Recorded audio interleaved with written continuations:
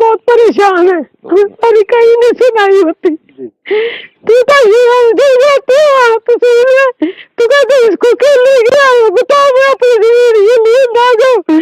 जो भी किया है सजा मिले सर, मुझे मेरी जिम्मेदारी है, मैं बहुत परेशान हूँ, आज मेरी माली हाथ कुछ भी नहीं है।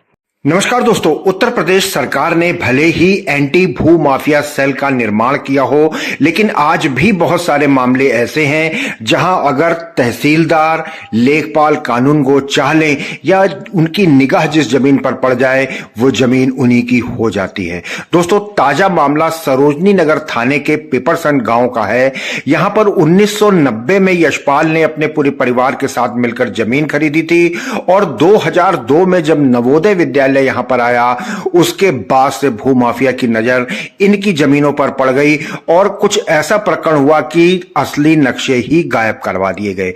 अब दूसरे नक्शे लेकर यशपाल इधर से उधर भटक रहे हैं, कार्रवाई का आश्वासन मिल रहा है और उधर भूमाफिया लगातार इनकी जमीनों पर कब्जा करता चला जा रहा है। तो आइए दोस्तों, इस ताजा सनसनीखेज मामले की जानकारी लेने के लिए यशपाल जी यहां मौजूद हैं, उनकी बड़ी भाभी कमलेश रानी, उन दोनों से बातचीत करते हैं और जानते हैं कि क्या पूरा मामला है। पर बोल रहा हूँ पिपरसन से।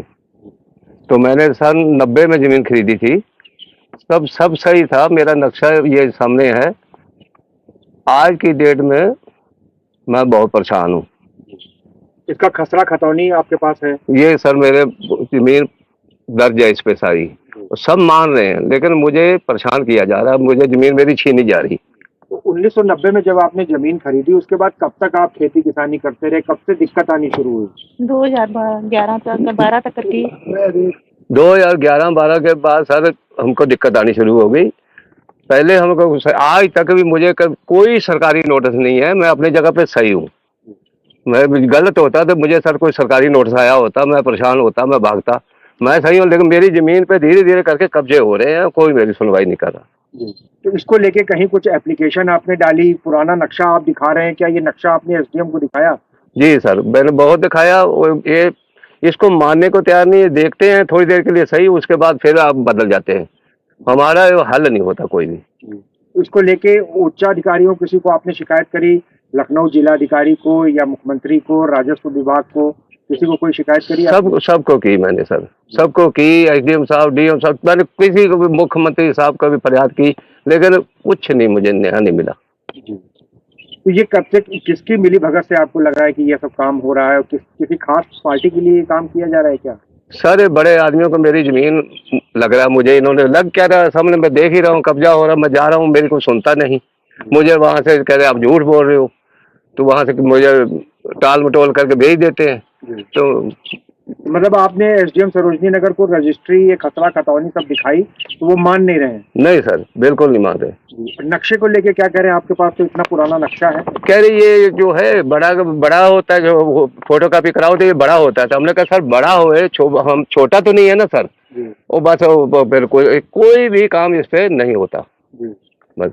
ये तो नक्शा देख करके लग रहा है कि ये नक्शा विभाग से ही जारी किया गया होगा। तो इस समय क्या नक्शा, उनका नक्शा क्या बोल रहा है? सर उनका नक्शा जो है वो ना लकीरें डली है, कुछ नंबर बड़े हुए हैं। अच्छा, तो उसी से जो है वो सुनने को तैयार ही नहीं है। सुने तो सर हम अपनी फरियाद रखें, कुछ सुनता ही नहीं हमारी कोई। अभी जैसे इनके पास एक पेपर है, इसमें बंदोबस्त चकबंदी अधिकारी ने राजस्व परिषद से कहा है कि नक्शे की कुछ कापियां कम हैं जी, तो उसको लेके क्या मामला है? तो सर वहाँ कापियां ही नहीं है, इनके पास गए हैं तो ये कहते जब नक्शा ही नहीं है तो फिर मैं एसडीएम साहब कह रहे हैं इसमें हम क्या कर सकते हैं जब नक्शा ही नहीं है। पहले हमको कह रहे थे यूपी बोर्ड से नक्शा ले आओ, वहाँ साफ सुथरा मिल जाएगा। जब वहाँ गए तो वहाँ से ये पता चला वहाँ 2 कापियां ही नहीं है।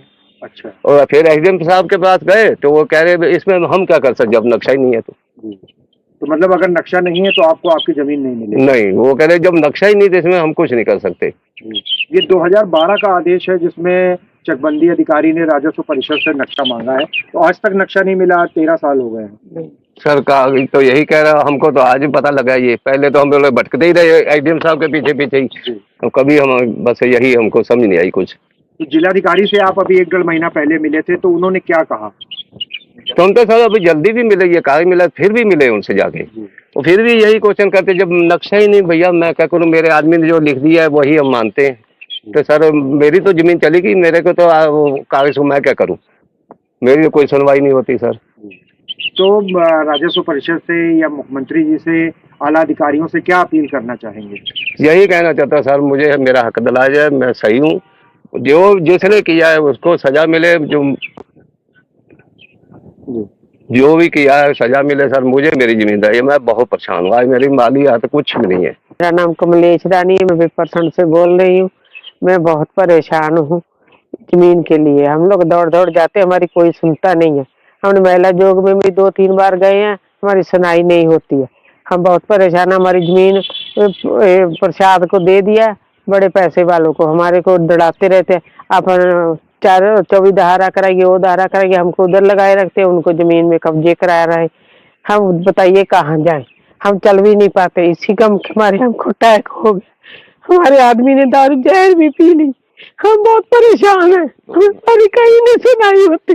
तू तो जीवन जी जाते हो, तू कहते इसको क्यों ले गया, बताओ, मैं अपनी जमीन ये लिए भागो, तो करके बोलते मेरे ये दिए, इसको ये लाते, इसको दिखाते हो, तो क्या करे, दिखाएंगे तो मेरा मर गया, तो दौड़ दौड़ेगी, कोई नहीं सुनता। चौकी के बाद से 3-4 बार गए और नहीं कोई सुनता नहीं है। तो मुख्यमंत्री जी से क्या कहना चाहेंगी? कहना चाहिए, सबको सुनते हैं, हमारी सुनिए, आइए देखे मौके में, हमारी जमीन। तो दोस्तों देखा आपने, कानपुर रोड पर सरोजनी नगर थाने के अंतर्गत पिपरसंड गांव में जवाहर नवोदय विद्यालय के ठीक सामने की जमीन का ये मामला है, जिसको लेकर यशपाल जी और उनकी बड़ी भाभी कमलेश रानी ने बताया कि किस तरीके से वो लगातार चक्कर काट रही हैं। मुख्यमंत्री से लेकर प्रधानमंत्री तक को एप्लीकेशन दे दी गई, लेकिन फिर वही कहावत चित्तार्थ होती नजर आती है कि जिस जमीन पर, जिस जगह पर तहसीलदार, लेखपाल कानून को चाह लेते हैं, वो जमीन वो किसी को भी दिलवा सकते हैं। सीधे सीधे प्रसाद मेडिकल कॉलेज पर आरोप लगाया गया है। पुराने नक्शे इनके पास मौजूद हैं, लेकिन विभाग के पास वो नक्शे नहीं हैं। जबकि 2012 में कार्रवाई के लिए चकबंदी अधिकारी को कहा जा चुका है राजस्व परिषद द्वारा, लेकिन कोई कार्रवाई नहीं हुई। लखनऊ डीएम ने भी कहा इस मामले की जांच करने के लिए, लेकिन कोई कार्रवाई नहीं हुई। अब देखते हैं कि योगी सरकार इस गंभीर मामले को लेकर क्या एक्शन लेती है, जिससे कि इस पीड़ित परिवार को इंसाफ मिल सके और ये जिस तरीके से बुजुर्ग महिला बार बार तहसीलदार ऑफिस में जाकर अपमानित हो रही हैं, उनका अपमान बंद हो सके। लगातार देखते रहिए और बने रहिए नेशनल।